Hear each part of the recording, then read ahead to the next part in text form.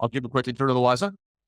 Hi, I'm Eliza. Hi, this is Eliza. Eliza Weisman Hi. at Oxide. Very excited to have Eliza here. I think we were talking about Tokyo maintainers that had joined us at Oxide. I think they've been calling you enough, Eliza. Yeah. Take it away. Okay. So this is title here is DTracing Two Great Tastes Better Together.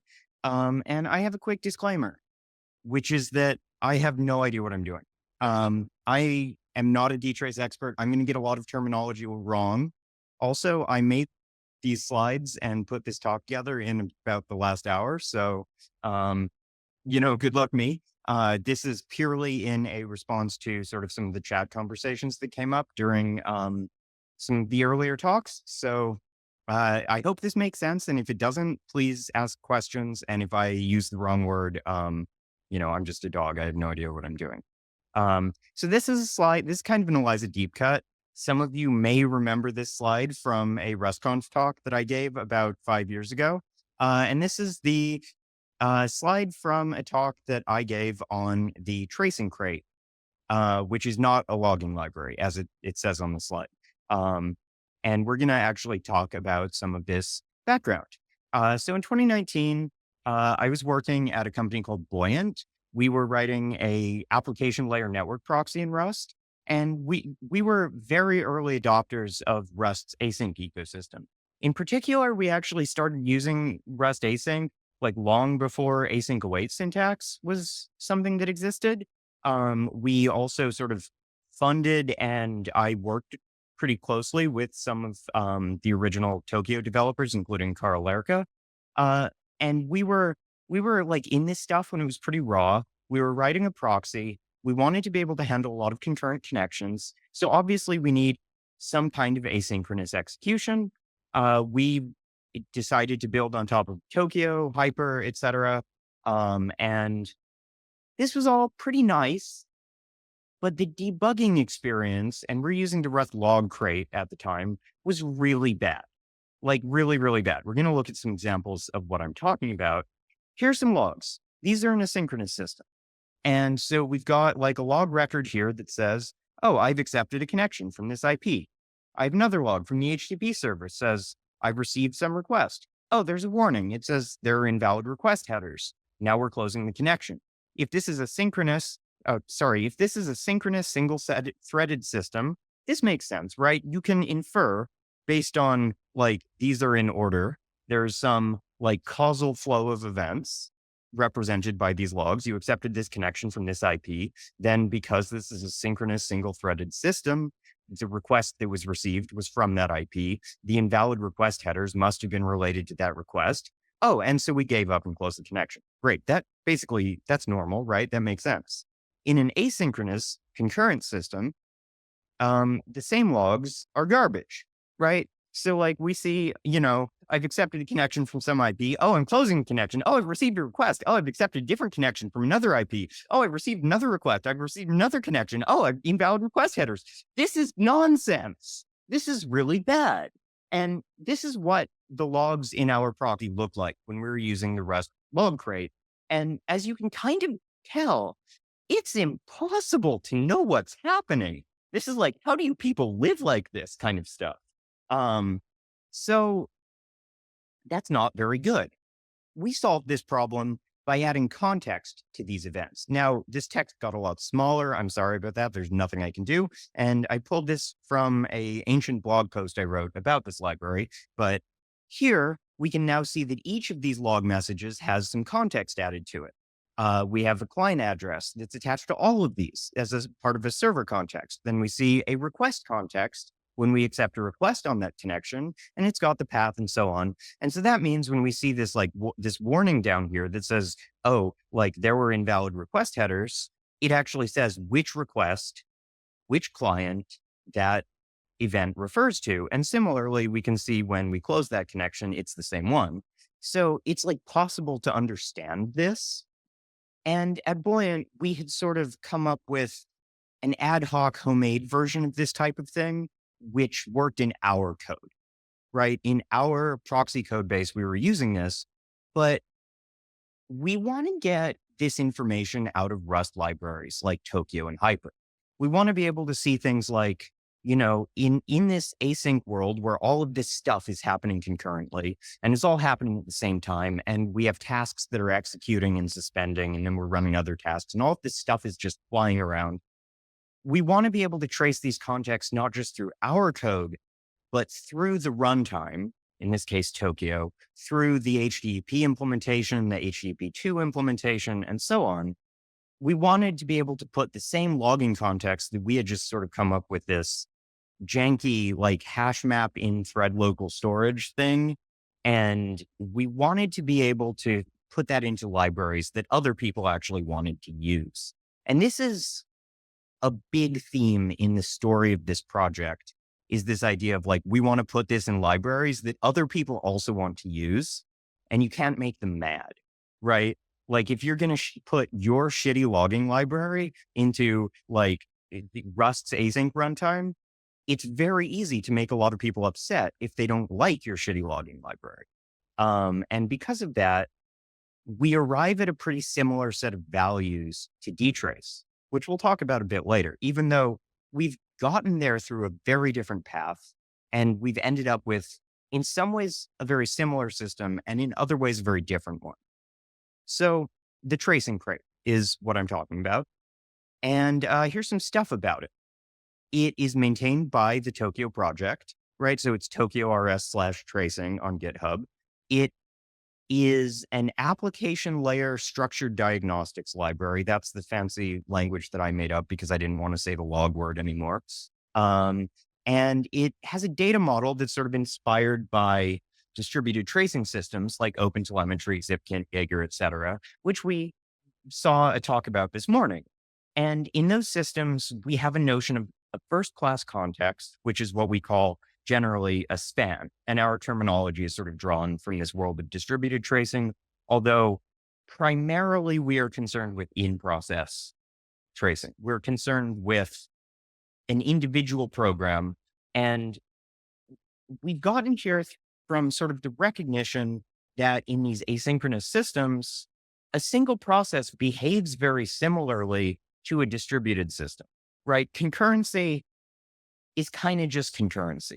The primitives are different. Like, okay, you have one way of doing a compare and swap operation in a database. You have a different way of doing it on an atomic, right? But the same principles are there. You have actors that are, exchanging messages and interacting with each other. You have contexts that are moving between these actors. And, all of this stuff is kind of the same. So these ideas from the world of distributed tracing apply just as well to these async Rust systems. And then finally, this library is really a facade layer that you can plug modular subscribers into that consume diagnostic data in different ways. And this is, part of this broader overarching goal of like, we have to be able to put this in Tokyo without making anyone mad, is that if everyone has opinions on here's how I want to consume my diagnostic data, we need to be able to allow them to bring, here's what I want to get out of it. I want a text-based log. I want JSON logs. I want OpenTelemetry, whatever. And unfortunately, that interface that we've come up with does not work super well for dtrace.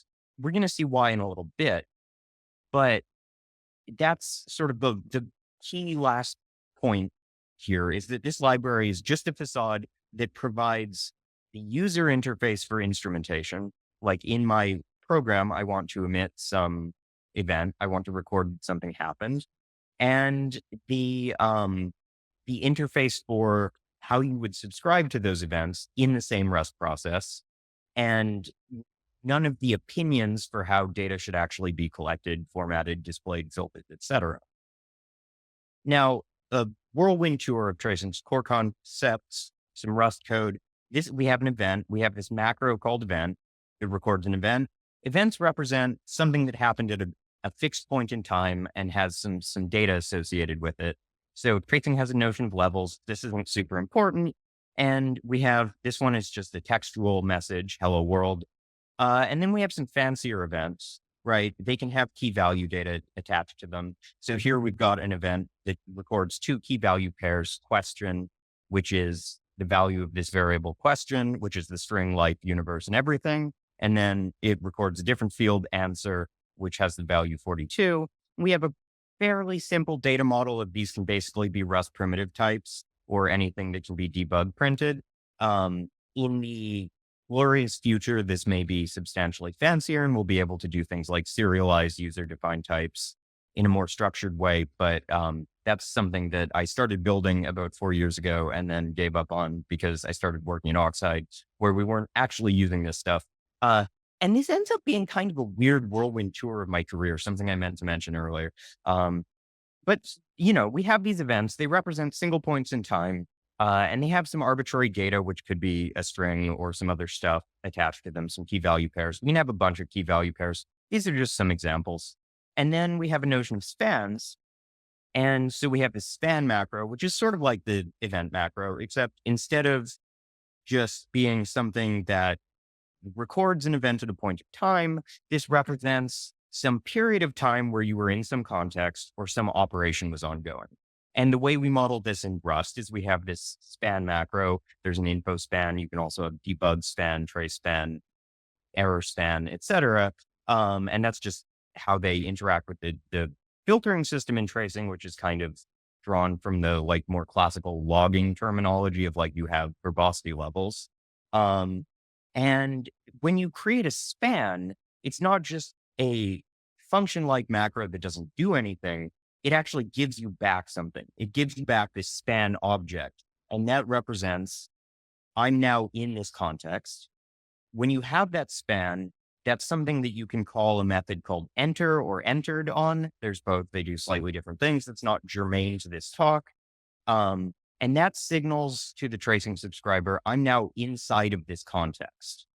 And so in this example here, we've got these braces that create a scope. And we have two events in this example code. And inside of this scope, we create and enter the span, my span. That gives us back an RAII guard that as long as we're holding that on the stack, we are executing inside of this span. When we drop the guard, we exit the span. So you see, we've got these two events with the field inside span. One of them is true, the other is false. That is how tracing will interpret these events. And spans are sort of a stackful concept, right? As you enter a stack frame, you might enter a span inside that stack frame. You might call another function that enters a span. That span is inside of the parent span that was already on the stack and so on. And this is also how we sort of model asynchronous execution, where in Rust, you have a future that can be pulled and then it yields because it has no work to do yet. It's waiting for some IO event to complete. And then you pull some other future, but that first future still exists. It's just suspended. So for this reason, tracing distinguishes between creating and closing a span, right? Saying I have this span with this name and this data associated with it. That's one thing. Entering the span, saying on this thread, I am currently in the context of this span, and exiting the span, saying I'm no longer currently executing in that context. And then dropping the span, saying, okay, this thing no longer exists, are separate actions. And once a span has been created, it can be entered any number of times. And that's how we would model attaching a span to a future that might be pulled a bunch of times, do work in the context represented by that future only while we are inside of a pull, but the future still exists, right? And this is very interesting because it allows us to model you're not always in that context just because it exists, but also we can look at really two sort of different periods of time. The period of time for which this operation existed and the period of time when we were actually executing in service of it. So this is interesting, for example, if you have a span that represents an HTTP request, right? Because the time between creating and closing the span represents the total lifetime from the perspective of the client that it took for you to service that request. Whereas the period of time for which you were entering that span represents the amount of time that you were actively working on the request. You can subtract one from the other, get the time that that request was in the system idle, waiting to be serviced. And all of these are very interesting to be able to measure and talk about and to be able to distinguish between. So our spans are first class objects. This is a key differentiation between tracing and the slog crate in Rust, which is also a structured logging library, where you have a notion of loggers that can attach key value pairs to log records. But those are just extra key value pairs that are sort of slammed onto the back of a log record. That's not a first class object in the data model that the entity that's actually consuming the diagnostics gets to reason about. It certainly does not have a known lifetime, and there are not events recorded when one is created or dropped. And it also doesn't really have this concept of being entered or exited. It's just a thing that you pass around, and sometimes you log records that append all of the key value pairs in that context. So tracing's contexts are very rich, specifically because supporting async programs was a priority, and being able to reason about things like futures that represent an HTTP request that might suspend and resume any number of times. We also have this instrument macro that you can just sort of slam on top of a function because you want to have a span. And so in this case, this will include all of the arguments to the function as fields on the span. So we have this connect function, and it takes a socket address. So this will generate a span called connect with this socket address. And so if we then create this debug event connecting, we don't have to say which address we're connecting to because it's already there in the context, because this function has this instrument macro. And there's a bunch of fancy things that people, mostly not myself, have added to this instrument macro. So you can have it, if this function returns okay, it can log that. If it returns an error, you can emit an event that says this returned an error. You can do all kinds of stuff. But this is sort of the basic case, and a detailed tutorial on how do I actually use this library is not really the point of this talk. So this is just sort of a whirlwind tour of what are the core concepts in this thing. Okay, so why are we talking about this thing at dtrace.conf? This isn't dtrace. You may notice this. Well, here's one reason. I did not put this picture in to stroke my own ego, but this is the reverse dependencies of tracing on crates.io. This image actually terrifies me, by the way. This is this doesn't make me feel good. I'm not proud of this. This is horrifying. That's a lot of reverse dependencies, 8,984 crates. And these are some of the big ones: Tokyo, Hyper, Tokyo Util, H2, which is the HTTP implementation used by Hyper. A lot of Rust software uses these libraries. These are some big download numbers too. This keeps me up at night. I'm terrified of this image, but maybe these crates that most Rust applications, certainly all of the ones that are doing HTTP serving in the year 2024, depend on these libraries. And maybe you would like a dtrace probe for all of the tracing events that are already in those libraries. That would be nice. I would like that. So, imagine you could have one macro in a Rust program that generates a USDT probe. It emits a textual log. It emits a JSON log. All of this stuff is also potentially part of a distributed trace if you're using OpenTelemetry, Jaeger, and what have you. And all of this can be turned on or off at runtime depending on your needs. You can decide, I want to enable all of these dtrace probes. I want these different log levels to be enabled, or I don't want that. And critically, again, one of the big design goals for tracing the crate, not the abstract concept, was that it would go in all of these core libraries like Hyper, Tokyo, etc. So we won, right? And you would be able to, have all of this instrumentation be there, and the consumer would decide whether they actually care about that. And that's where we get to this point. Tracing the crate, again, not the abstract concept, and dtrace have some pretty similar values. The way that you put something in the core libraries that people who argue depend on without making them mad is by not having any impact on their performance unless they're trying to use the thing you put in there, right? So minimize disabled probe effects. We arrived at that kind of from this question of how do I get away with putting this in Hyper? Well, we have to minimize disabled probe effects. Secondarily, we don't want to lie. We don't want to drop data and not say that we did that. That's kind of a big deal. that informs some design decisions that aren't, again, really all that germane to this talk. And then finally, we also want to reduce the probe effect for enabled probes. But that's way less important than disabled probes, right? If somebody has asked for a piece of information, they're maybe willing to pay some costs to record that information. Obviously, you cannot record anything for free. Um, but if they haven't asked for it, they're going to get really mad at me specifically if my library is making hyperslow, right? So trying to avoid people getting mad at me, we have arrived at these very, very similar values to dtrace. And oh, look, hey, isn't that familiar, right? We also have a core concept of, is this enabled? I have some static metadata about it.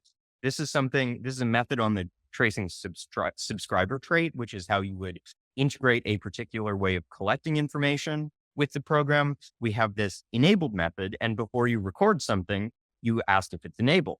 And if you read these docs, which I realize I've just flashed on the screen for a minute, by default, it's assumed that the filter only needs to be evaluated once for each call site. So it's called by this other method called register call site when each call site is registered. This is used to determine if the subscriber is always interested or never interested in that call site. This is intended as an optimization so that expensive filters, such as those involving string search, need not be reevaluated. Now, this is downstream of, in Rust, the log crate has this env logger library built on top of it that has a way of filtering events by Rust module paths, where you say, like, I want the foo module at info and the bar module at trace. And then you get like a bunch of logs when you run the program. And when you hit the like logging macros from the log crate, what you actually do is a string comparison on the module path. And you do that every time you hit that macro, which means that if you never said I wanted any logs from Hyper, the logging macros in Hyper still cost you a string comparison every single time you hit one of those macros in the source of the library that you're calling into. That's a disabled probe effect, and it's actually pretty bad. Now the log crate ecosystem has a way to statically say, I would like to not compile any of that into my binary at all, which is great because now it's not in your binary at all, which means that you can never have it. So neither of those is all that satisfactory. So instead, what we've done in tracing is we have made this assumption that most of the time, if I ask the subscriber, do you want this? It will say, no, I don't want it, or yes, I do want it. And it will always say that for the same static metadata that identifies a particular event at a particular line number in some file in some module, right? And if that is not the case, it can explicitly say, actually, ask me again, because whether or not I want this depends on some runtime context that I can't give you the answer to. And that's a big part of how we minimized probe effects in tracing. And this feels a little bit familiar. Now, it is different from the way that enabling and disabling dtrace probes works, but it's relatively similar if you consider that the tracing crate and dtrace have radically different design constraints. Similar values, different design constraints. So our design constraints is, our being tracing, is that we would like this to just be plain old normal Rust code. This is just a library that you depend on. It does not do any dynamic rewriting of your binary. It does not get help from the kernel. And all of the subscribers and all of the filtering is occurring in your process in normal Rust code. So, and when I say normal Rust code, you see the screenshot here, which is full of just some of the least normal Rust code that anyone has ever seen. You're not expected to understand this. This isn't on the test. Don't actually try to read this. It's grody as hell. This is macro generated code. But what it's doing is every time you say tracing info or whatever, you generate a static. And that static has a bunch of metadata, such as the file and line number. And then it has this thing, which is called a call site, which in practice is essentially an atomic. And that's where we cache the value of, is this enabled or not? And because we have a separate static for each of these call sites that represents a tracing spanner event, we can just load the value of that static. Is this enabled? Okay, great. I'm going to do all of the expensive stuff to do some string formatting and print it. Or, oh, it's not enabled. I'm just going to keep going. That is not free. That's not a NOP, but it is one branch, which is pretty good. That's about as good as you can get without doing dynamic program text rewriting, right? This is close to the theoretical maximum. Certainly in x86, I have both benchmarks and I've looked at assembly output that it's basically a probe cost of one instruction. Um, and it's not terrible. Um, it's about as good as you can get in normal Rust code that's generated by a grody macro. Um, there is a cost to doing this the first time because that is still occurring at runtime, right? You still have to do the string matching, but you only do it once.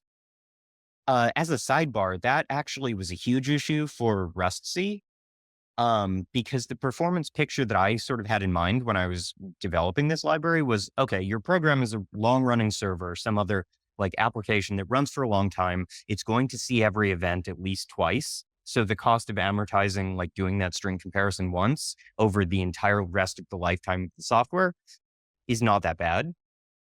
Rust C runs to completion. It doesn't take that long to do it, contrary to what you might have heard. It's certainly not a long-lived server that is responding to requests for an indefinite period of time. It actually has a lot of logs or tracing events in it that only ever happen once in the lifetime of the whole process. And so my oh, this is all very cheap was not the case for the CLI program that runs to completion. But in the case of your long-lived servers and networked applications where you're, doing the same code path any number of times, the cost of the one string comparison is amortized over every other time where you get to skip that thing. This is not as good as what you can do with the USDT probe. It's substantially more expensive, but it's about as good as we could get without, doing things that were not, you know, uh, that were not portable, that could not, for instance, be compiled to WASM, or that required platform-specific assembly that I didn't feel comfortable writing, um, or required help from the kernel. So similar values, radically different design constraints in many cases. And then finally, we also have this design constraint of we care about this concept of context spans being first class. We would like to be able to glue these things onto a distributed tracing system and go from the sort of small scale of I'm looking at what's happening in the process to I'm looking at how that process is interacting with the outside world and then back down again. So tracing's model for integration is this subscriber trait where we expect different ways of consuming diagnostic events to implement this trait that has a bunch of methods that get called synchronously when something happens. Either because you want to record a span, record an event, enter a span, exit a span, or you're done with the span and you want to say this span is over. And these are just like normal synchronous Rust methods that get called on an implementation of this trait, which can be set either globally or on a per thread basis as the subscriber for the program. And, that interface works pretty well for stuff like I want to emit JSON, or I want to emit Bunyan, or I want to emit some other format, or I want to ship all of my logs to some log aggregator, or no, I just want to log human readable strings to standard out, or I want to write things to a file, or what have you. There isn't a nice way to tie dtrace into the model of a thing that implements this trait, because we have this notion of there's some code that we're situating at the individual event in the instrumented program, these statics and stuff. But by the time that it gets to this subscriber trait, we're just giving you a pointer to that. We're saying, here's the metadata. Do you want this thing? Okay, if you want this thing, here's some dynamic runtime data for that thing that you can now decide what to do with.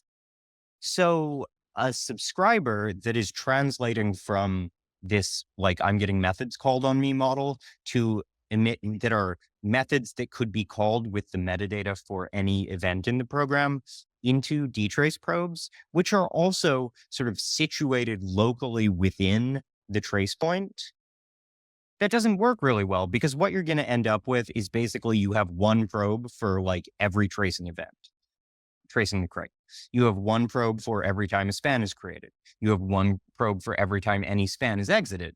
That's not what you want because the whole idea of tracing system for caching filters is that it's per event, right? It's per each individual call site where you want to emit an event from. We have cached some piece of data that says whether or not you want that.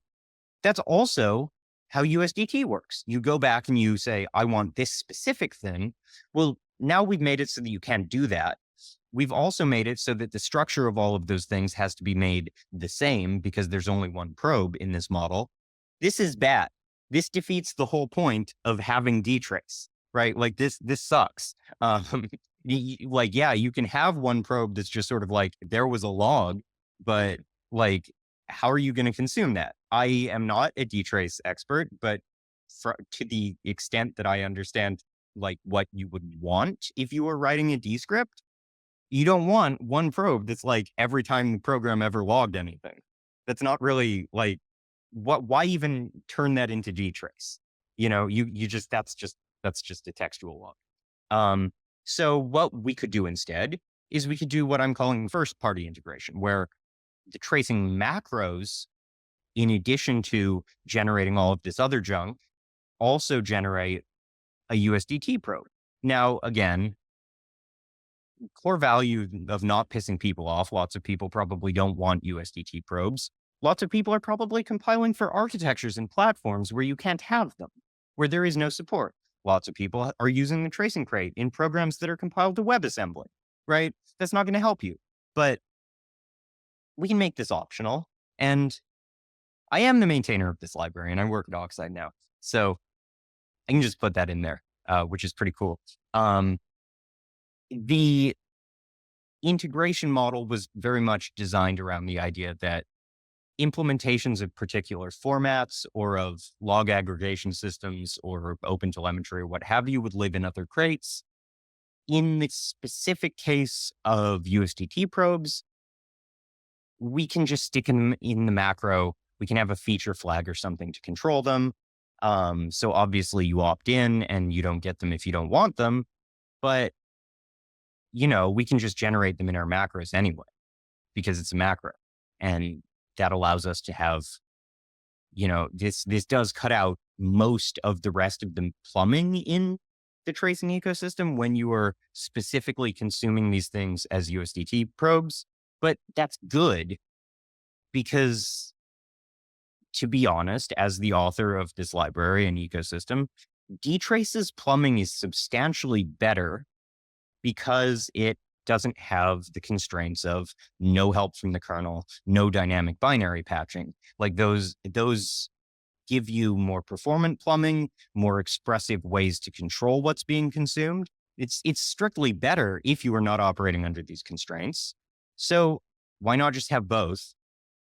And then the other sort of big unanswered question is, how do we model tracing's notion of spans as probes?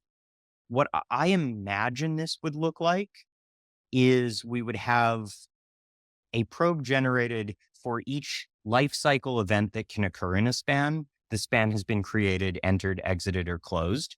The new span event would include all of the key value data that particular span would record.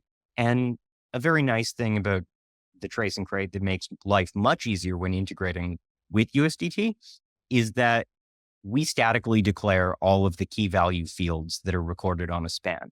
Now, we don't currently have a way to reason about their types because the statically declaring metadata in the tracing crate is purely in the form of we're looking at the names of the field, the keys that are passed to the macro, and we turn them into an array of strings.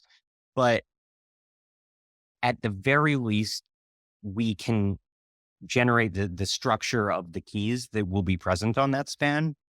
And then the tracing subscriber gives spans IDs, which are U64s. They can be, correlated with events or with other distributed tracing spans. So you can say like this local U64 ID corresponds to this UID in OpenTelemetry or whatever. And those allow us to to make the life cycle event probes very lightweight. It's just sort of like it was this span with this static metadata, and it's this instance of that span with this ID. You've previously gotten all of the key value pairs that it recorded, which we would probably just turn into strings because we can't reason about their types, which is sad, but it's better than nothing. But, again, I have no idea what I'm doing. I don't know if this is actually the best way to consume this data model in USDT probes. I would love input from people who actually know how to write D scripts, which I really don't. This is sort of a straw man proposal. I'm this dog. Anyway, we would love your help with this. Thanks for coming to my dtrace.conf talk. Ask me questions after class. Awesome. Oh, I think. There were probably a bunch of questions in the chat that I just wasn't reading. Let's see. Adam accusing me of suddenly carrying out the name of Probaback. All right. The single probe points are actually are not totally undiagnosable. Okay. So that's we have had similar constructs. We've done worse. And it's been, in particular, for example, like in dynamic languages, often the probe that's like you're entering this, and then when the argument is the name of them. Right. And it's not great. It's not right, but it's better than that. Is that right? Yeah. You could use predicates, Yeah. like avoid the you're not interested or looking for the stuff that you are interested in. So like your aversion to it is not wrong. And also like if it's easy, it's certainly useful. So yeah. It seems like we could certainly do better than something where everything is just like one probe with a ton of strings. But and so as Steve also observed, there should be value of actually having a point for everything has a different, right? Like if I just want to kind of slurp up that stream and not even just one process, but from everything on the system. Right. That's interesting. It does also seem like, you referenced dynamic languages. There is a slider, I think, there between instrumenting the program and instrumenting the runtime. Right. And if you are getting a single event for every method call in JavaScript with the name of the JavaScript method, you could sort of argue that that's instrumentation of the JavaScript runtime and not of the program, which is also something you might want. Also be your proposed model for how you would consume app spans, probes, burgers. My question for you, Brian, is there a notion of reasoning in a descript about has some previous probe occurred with some specific value? Can I say, I want all of the probes A, B, and C if a probe called some span enter occurred with some ID? You need to strip multiple things and then have predicates. Yeah. Okay. Where this gets particularly tricky is that where we would typically do this is on thread local variable. Mm-hmm. And in the basic Rust, it would be an associative array that's global. But yeah, so on an ID that you need to pop up getting past it. You have the span ID. I'll just be right. It's similar to IO probes where you have the stocks. Yeah. Might be. Yes. Yeah. Tracing's notion of having entered a span is thread local, but its notion of these are the spans that there are is global. Thread local or task? It's thread local because a task would be a span, and entering if you something I didn't show in the slides, which I should have, because it's relevant to this, is that the way that you would instrument a future or an async block is you would have like a future combinator that wraps the future into a like instrumented future with a span. And when pull is called on that future, it calls like I'm entering the span. The entering of the span is on the stack for the body of the future being pulled. And then when the pull call returns, you have exited the span because you dropped that guard. And that is an inherently thread local thing because it's functionally on the stack. And that's how you would like allow a span to be attached to a future, which might then become a task. This it could have been implemented like on top of Tokyo's notion of thread local storage, but that didn't exist at the time. And also, one of the other design constraints, which I didn't get into here because it didn't really feel relevant, was this thing should not require Tokyo to work. You should be able to stick it in purely synchronous, like CLI tools or whatever. And so there is no first class notion of a task in tracing. It's just when you enter the span, you are in that span on the current thread, which might be associated with a future. Yeah. I will pass the mic.